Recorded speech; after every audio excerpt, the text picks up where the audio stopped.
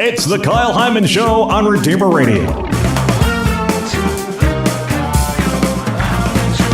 This is Kyle Hyman, and joining us to talk about his newest book, which is very different than last time we talked to him, about superheroes like Star Wars and Superman and Doctor Who and the TV show Lost. That was back in episode 359. Today we're going to talk about how Christianity saved civilization. Thanks so much for being here, Dr. Jim Papandrea. Hey, it's great to be back. Thanks a lot. Yeah. So can we set the stage a little bit here? What was the civilization like when Christianity was first getting started, which we're kind of talking about in the book here? Yeah, so during the first few centuries of the existence of Christianity, remember that Christianity itself was illegal, right. And it existed in this Roman Empire, in this world where violence and humiliation were entertainment, where people were basically considered disposable or expendable. You had perfectly acceptable abortion, infanticide, blood sports, where people would just watch death as entertainment.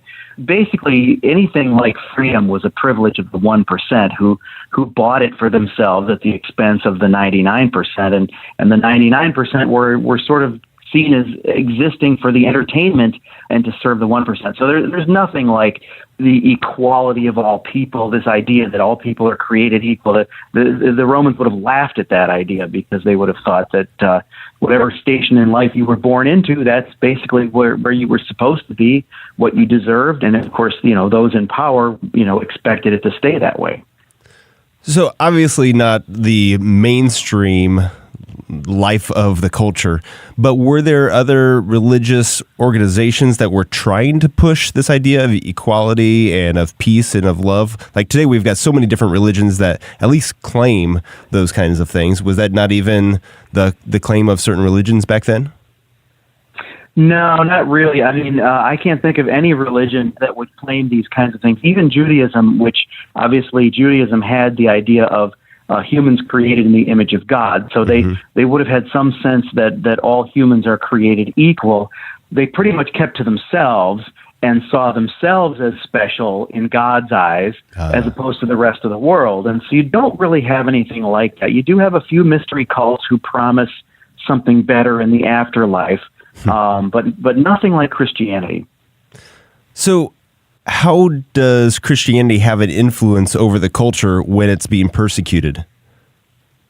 Well, part of it was because it was persecuted. And in fact, when one of the things we see is, the theologian Tertullian is famous for saying that the blood of the martyrs is the seed of the church. And, right. And so part of it was the fact that people were willing to die for their faith. And this was kind of, blowing minds of the Romans because to them, the worst thing that could happen to you was death. And people who were willing to die because they believed in something bigger than life, something beyond life and death, that was kind of radical to them and really a shift in the way of seeing the world. And then beyond that, the fact that the Christians were willing to risk their lives to care for the sick during times of plague. And so, in reality, the Christians converted the empire by loving one neighbor at a time, and by showing them a better way, and by showing them, a deep faith in something bigger than life. And when Romans saw that, many times they wanted it. So how quickly do we start seeing that change? I feel like, we could see that we're still working on that today, maybe. And was there maybe a peak time? And I think one of the things that you talk about is we're kind of entering in a new phase of fighting this culture. So maybe what was the highlights? Right. Well, I mean, I think that, as long as the church was underground, it grew sort of organically and dynamically.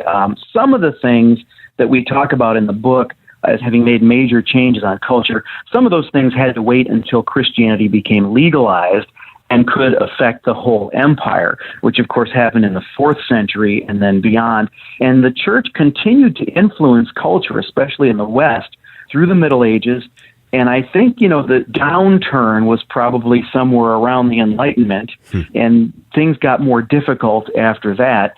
And then in the 20th century, I think we really lost our grip on culture and society. And now we've come full circle back to living in a world where we as Christians with traditional values are considered sort of unenlightened and backward and maybe even unpatriotic in some sense, and where the culture has these pagan values where sex and violence and humiliation are entertainment. Marriage is a contract of convenience. People are disposable. We're sort of back to this. We've come full circle. And my co-author on this book, Mike Aquilina, the first day we met, we had a conversation where we got around to this realization that we have come full circle in many ways, and eventually that led to us writing this book.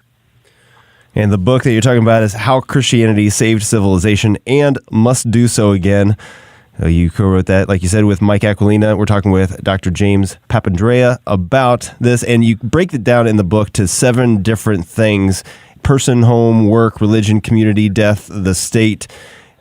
Is the order of those 7 things significant?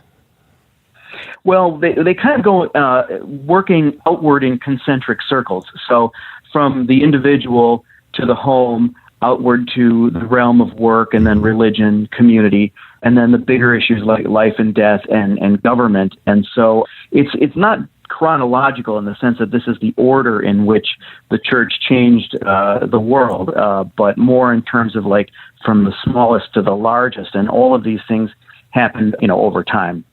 So maybe we can start with the first one, the person. How was the person changed, the revolution of the person, and then maybe how can we imitate that today?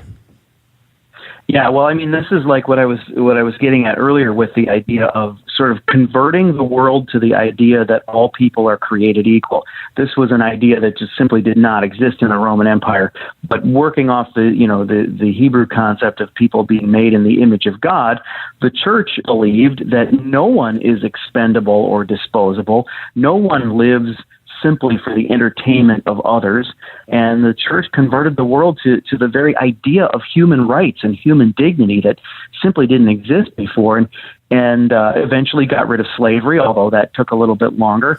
But I think if we want to emulate that today, the most important arena would be in the pro-life arena, because in the Roman world, abortion was perfectly acceptable, and so was infanticide. And at least to their credit, they understood that there's really no difference between the baby right before it's born and right after it's born, but they killed it either way if they wanted to. We have to really step up our efforts to sort of reconvert the world, to open their eyes to see that this doesn't matter whether the baby has been born or is about to be, or maybe it's 6 months away, it's still murder. And it seems common sense to many of us, but for some reason our culture has lost a lot of common sense. Yeah. Of these 7 different revolutions, is there one that you find most interesting? Well, as a theologian, I do love the revolution of religion in the sense that the church converted most of the world to the idea that not only is there one God, but that God is the Trinity, which is kind of a paradox, kind of a mystery, and yet so much of the world now just takes that for granted. But I think even the bigger issue there is that Christianity taught the world something that it had never considered before, and that is that God is love. God is not a cosmic vending machine that, if you do the right rituals, you'll get the right blessings. It's much more complicated than that, but it's also much better than that. God is love. And then from there, working outwards toward the community, if God is love, then what is our responsibility? Our responsibility is to love our neighbor. And that's just a radical shift from the way people in the Roman Empire thought. Yeah. So what do you see as the role of Christianity in today's world? Well, it goes back to that old saying about being in the world but not of the world. And so on the one hand, we need to, as Paul said, not conform to the world. But on the other hand, we still need to be engaged. We still need to be out there and involved. And, you can't love your neighbor if you're isolated from them. And so, it really is a matter of finding this balance between sort of on the one hand, circling the wagons and being engaged in a prayer life and a devotional life that shields us from the influence of culture. But then on the other hand, we can't isolate ourselves. We have to be out in the culture, changing the culture, evangelizing, and speaking up on behalf of Christ and his church. That's kind of your first main point in the Christian's to-do list for the 21st century. Can you talk about some of those other things that are on the to-do list? Yeah, so another thing is that I'm big on is speaking up. And, we have social media, and anyone who's on social media knows how you can get into arguments with people and stuff like that. And I don't always advocate the argumentative nature of this. But on the other hand, there is so much church bashing and so much Christianity bashing out there. And there are so many celebrities and stand-up comedians and others who even feel like they can make jokes at the expense of the church and assume that everyone will be on board with their point of view. And I think as Christians, we need to step up, speak up, and don't let them get away with that. Don't let them get away with that anti-Christian, anti-Catholic bias. Speak out and push back on that and show them that they can't just assume that everyone agrees with them when they do those things. The other thing is, we have this whole culture of celebrity gossip, reality television. Don't support that stuff, because that just sort of turns people into commodities, turns their bodies and their lives into entertainment, and that reduces their dignity, even if they're willing to do it, even if they're willing to sign on for a reality show, or people are creating pornography voluntarily, they're willing to do it. But we got to reject that stuff, because that just turns human beings into marketing and commodities, and that's no good. Yeah. What do you think is the biggest misconception when it comes to the history of Christianity, especially early on Christianity? Yeah, there's so many. I in my teaching, I do a lot of myth busting, and one of the big ones that we talk about in this book is, there's this misconception that the Emperor Constantine, the first Christian emperor, or arguably Christian, that he sort of created this marriage of church and state, where he put church and state together, and that was most people think that was a bad idea. And that couldn't be further from the truth, because the reality is he actually did the opposite. Religion and government were always linked, and when he took power, he legalized Christianity, and he actually invented religious freedom by giving everyone in the Roman Empire, regardless of their religion, the freedom to worship according to their conscience.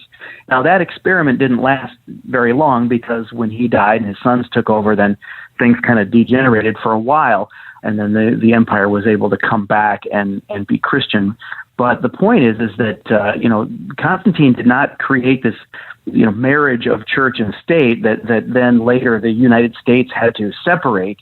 Constantine was actually the first one to create the idea of religious freedom, and that's important today, because we are losing that in this country. We've got a whole group of people out there who think that freedom of religion means freedom from religion, and they want to eradicate it from the public square. And we need to again, fight against that. Speak up on social media and just not let them get away with it, because they're out there perpetuating these myths about bad things the church has done, and a few things that are true about bad things that the church has done. But we need to know our history enough to push back on that and show people all the good the church has done, and how society wouldn't have things like human dignity and human rights without Christianity. And I think that what this book does is it helps people sort of know their history and have the ammunition for those kinds of conversations. Yeah. All right. Well, where should we send people to get a copy of the book? Well, the best place to go is SophiaInstitute.com. It comes from Sophia Institute Press, SophiaInstitute.com. If people want to look on my Amazon author page, that's drjimsbooks.com. We'll take you right there, drjimsbooks.com. And that's the best place to go. Great. And that's Doctor spelled out, DOCTOR, jimsbooks.com. Yeah. It's such a easy to remember URL to get you right to that Amazon page. Thank you so much for joining us. Again, the book is How Christianity Saved Civilization and Must Do So Again, with Mike Aquilina and Dr. James Papandrea. Thank you so much for sharing a little bit of this with us today. I appreciate it. Thank you. It's always a blessing.